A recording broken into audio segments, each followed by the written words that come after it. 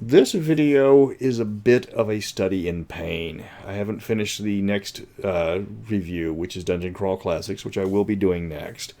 But after that, I'm doing World of Synnabar. And World of Synnabar is hard to describe because it tries to do everything at once and fails spectacularly at all of it. And this is something that needs to be recorded for posterity, which is why I'm doing this. I've asked my friend Karl Nordman, who is a voice actor or does books on audio, to help me with this, and he will be taking over this narration shortly. What Karl volunteered to do was to try to narrate the initial introduction to World of Synnabar.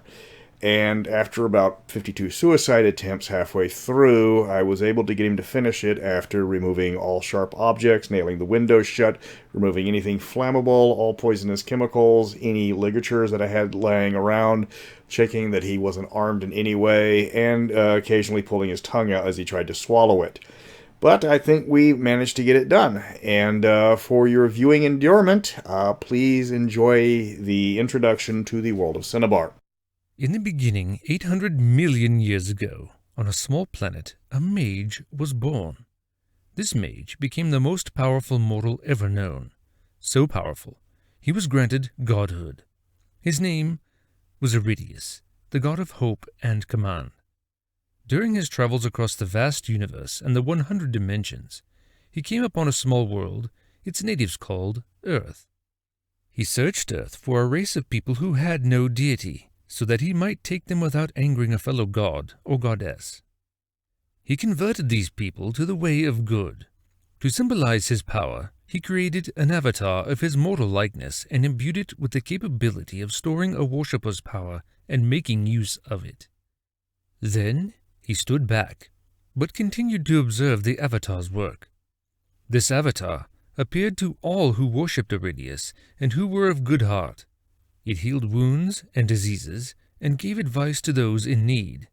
But it would not appear unless it was truly necessary, no matter how hard someone prayed. The avatar drew on the energy of the worshippers to perform acts of power. A few years passed by, and the avatar's worshippers grew in number. Also at this time, Iridius himself was summoned by the Father of all, and learned that the gods had entered into war. The powers of darkness had won the aid of the god of time. This unholy alliance threatened to destroy the universe from the dread dimension of Shakardim. However, the gods of light were not to be undone. In a desperate attempt to survive the onslaught, they pooled their powers, trapping the god of time, themselves, and their enemies in a temporal suspension that spanned the entire dimension of Shakardim. So quick and unexpected was the attack, it completely surprised the gods of evil, and it appeared they were trapped forever. Because of this disastrous event, the demigods and demigoddesses were forced to keep the universe running until, if ever, their elders returned to resume this task. This was an enormous undertaking for them, so much so that at first they could not contain and focus the proper energies. This resulted in a stellar storm that began to ravage the Centiverse, causing suns to go nova, destroying all the planets around them. Within the vast core of the universe, the greatest scientists had discovered the stellar storm and were plotting its future course, and vainly attempting to define its origin. When they had determined the storm's path, they made a list of the inhabited planets and sent urgent messages to warn them. Earth received the message 5 years after the avatar of Iridius had been found deep in the Amazon jungle. The avatar, because of its capabilities, was soon acknowledged as a god. Because their gods had not manifested themselves on account of the war, and because the avatar was a force of good, it seemed natural to worship it. In this desperate hour of need, the people of Earth appealed to Iridius's avatar. The avatar replied, "I do not have the power to teleport everyone on this planet across vast distances to another inhabitable world. However, I can build you a ship, an ark that will transport you all to safety." So doing, the Avatar used the first portion of its power to pull Mars from its orbit. It then set about hollowing and enlarging the sphere until it had created a world ship, double the size in volume of Earth. The Avatar transformed the excess matter into vegetation and oceans, both interior and exterior. Then, the organic electronic network that would control the environment and gravity internally and externally was embedded within the 30-mile thick skin covering the world ship's surface. The Avatar named his creation the world ship Synnabar, after the color of Mars, the planet from which she was made, and after the color of her first sunset. Within this planet, the Avatar also created a city with massive engines that would run Synnabar, with a hydrogen fusion generator to provide unlimited natural light and power to its systems. It named the city the Womb, for it was to hold the seeds of Earth. The Avatar then rested for 3 months. Legend says the reason the Avatar created Synnabar from Mars was because the people on Earth used to fight continually over possession of territory. It decided to teleport the people to a neutral world that had no borders to force the people of Earth to leave behind their nuclear weapons so they would not destroy this new world. After the Avatar rested, it teleported all the animals from Earth to the new world. It then selected 400 men and women and transformed them into adventurers who were gifted with special powers and abilities. Each class of adventurer had different powers, yet each class was dependent on the others for survival. It created these adventurers to defend the seeds of Earth from potential dangers. During the generations of deep space travel, the Avatar knew the radiation could possibly alter human and animal life. It also knew that an alien race could discover Synnabar and attack. Therefore, to defend the adventurers, it created a well-protected city for them to live in and enclosed the world ship in a werestorm to protect it during its initial takeoff and while in flight. After again resting for 3 months, the Avatar used its remaining power to teleport every man, woman, and child on Earth to their new home. Most were transported to the interior of the world ship. It implanted a suggestion in their minds as they were being transported. Work in harmony and survive. Then the Avatar went to sleep for 30,000 years, leaving the commencement of the journey to the people. By the time Synnabar was finished and ready to take off, the stellar storm was only 2 months away. But before Synnabar could depart, a child was born whose heart was as black as hell itself. The young child was born a mutant. Her powers were unknown and never fully understood. After she was born, she aged to adulthood within 15 minutes.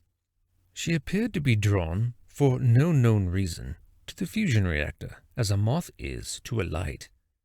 Once in contact with it, she attempted to draw and contain its power, but this proved too much for her abilities to handle. The resulting disaster almost forestalled the launch of Synnabar. The great reactor was severely damaged.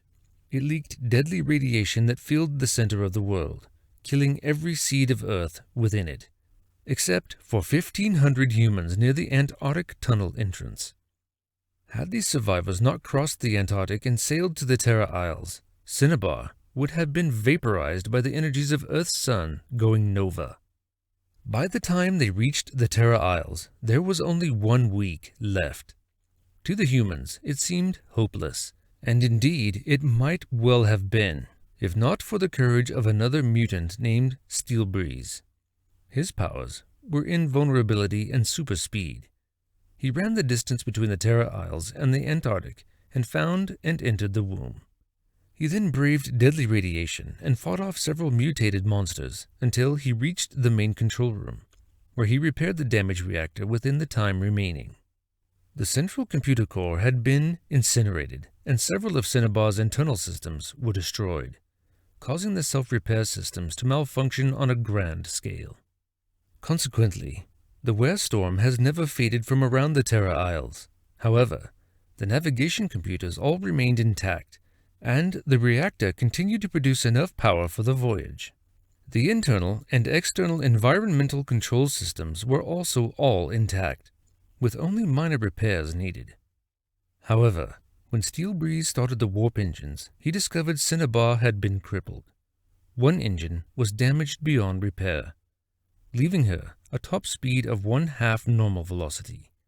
At best, the journey would take at least 45,000 years. Steel Breeze, nevertheless, started the drive and piloted the world ship out of harm's way. Such is the stuff of which adventurers are made. As Synnabar crawled through space, she was bombarded with various types of radiation. The atmospheric systems on board were functioning only at minimum capacity.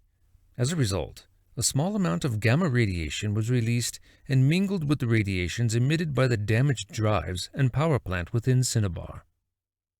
This caused the creation of the first Drake-type creature, the Paradrake. This creature was discovered by an alchemist whose name is known only to his greatest creations, Lord Midnight, and the 72-headed chameleon hydra. This alchemist created several different species of hydras and drakes, intending to build a vast and powerful army. When he finished his last 2 projects, he found that the family of hydras were made all too well. They had learned that he was not overwhelmingly powerful after all, and inside he was actually quite weak. In a surprise attack, they dispatched their master and stole his books of knowledge. Using this acquired knowledge, the dominating hydras, known as the Midnight Sunstone Hydras, granted the other hydras and drakes the gift of intelligence and established a strict social order. This order lasted for 26,000 years, before the Great Rebellion of the Drakes. This rebellion came after the massacre known as the Purging of 20 million innocent humans. After the rebellion, the forces of Terra attempted to annihilate the creatures, but without success. This conflict still continues today, 24,000 years later.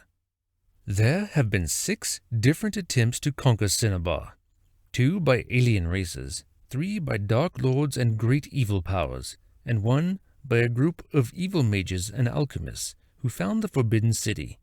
However, in all cases, their plans met with defeat at the hands of some of the good adventurers from Terra and elsewhere. After her long voyage, Synnabar entered orbit around the planet of peace, Shalom, her new home, where she has remained without incident for 5,000 years. Within the last 18,000 years, a genetic plague struck the world ship, affecting all intelligent life forms. This disease severely affected the intellects of its victims, reducing their intelligence levels to grossly subnormal and nearly destroying all of civilization. A cure was finally found, and the plague eradicated. Along with the loss of intelligence was the loss of many historical records. However, the dwarves and a few other races managed to preserve their archives. And so, this world exists, with adventure awaiting in every valley. Lost cities are scattered throughout the jungles, and hidden civilizations thrive, just waiting to be discovered and explored.